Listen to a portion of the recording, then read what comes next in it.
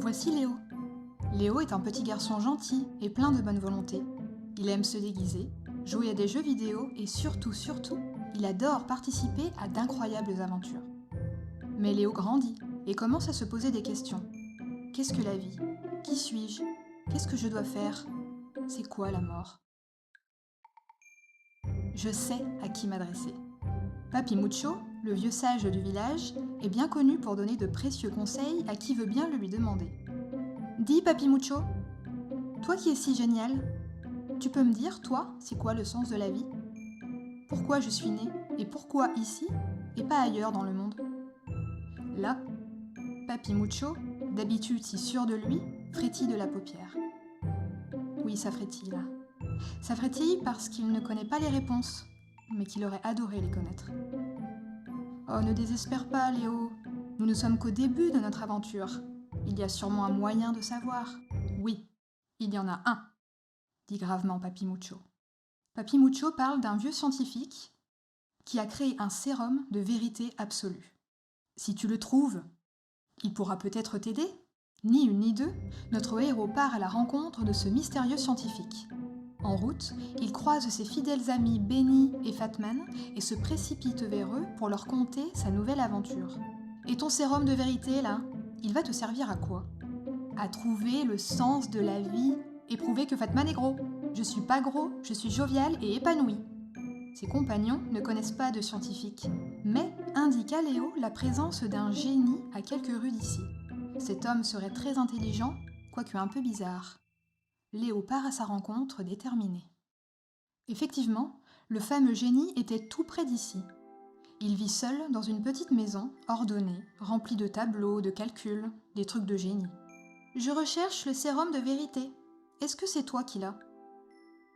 Je vais t'enseigner la physique, mon petit, et là, tu comprendras. Oh, c'est bien urbain, mais la physique et moi, on n'est pas copains. Si quelqu'un peut apprendre la langue des signes à Coco le gorille, je peux t'apprendre la physique.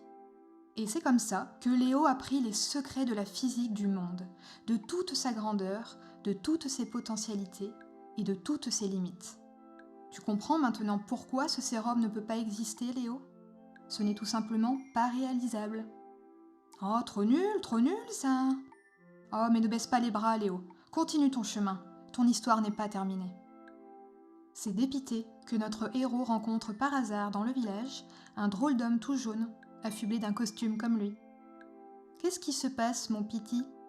lui lance affectueusement l'homme. Léo raconte tous ses malheurs, ses questions sans réponse, sa rencontre avec le génie. « Je ne suis qu'un bon à rien. » « Faut pas dire ça. Tu as tout l'air d'un vrai héros. » Mais Léo n'y croit plus.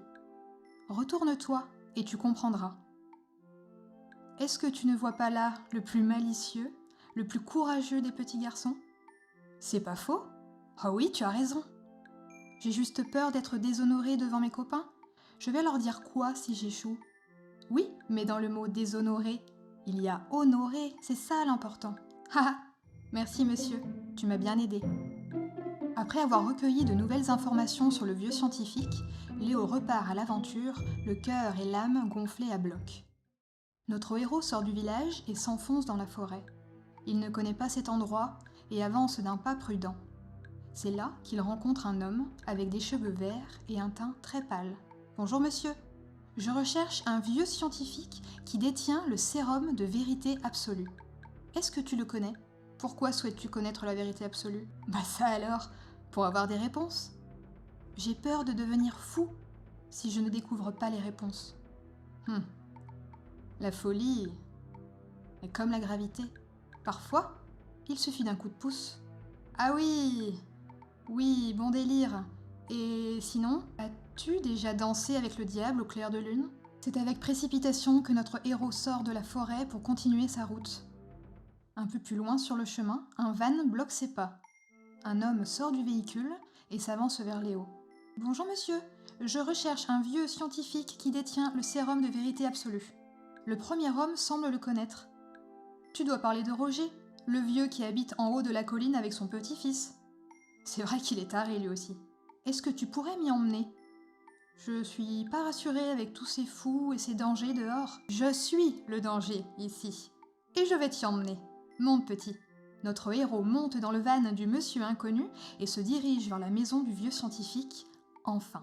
Arrivé en haut de la colline, Léo quitte ses nouveaux amis et se dirige vers la porte d'entrée.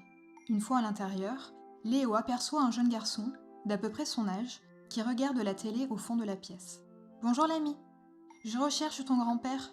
Je suis à la recherche du sérum de vérité absolue. »« Oui, oui, » répond rapidement le jeune garçon. « Je suis là. Monsieur le scientifique ? Où êtes-vous ? Regardez, je me suis transformée en cornichon. »« D'accord, c'est un chouette projet. Mais et mes réponses ? Non mais je crois que vous avez pas compris là. Je me suis transformée en cornichon. » Léo est dépité par ce qu'il entend. Il n'aura donc jamais les réponses à ces questions ? Personne n'existe vraiment volontairement. Personne n'appartient à un endroit. Tout le monde va mourir. Viens regarder la télé.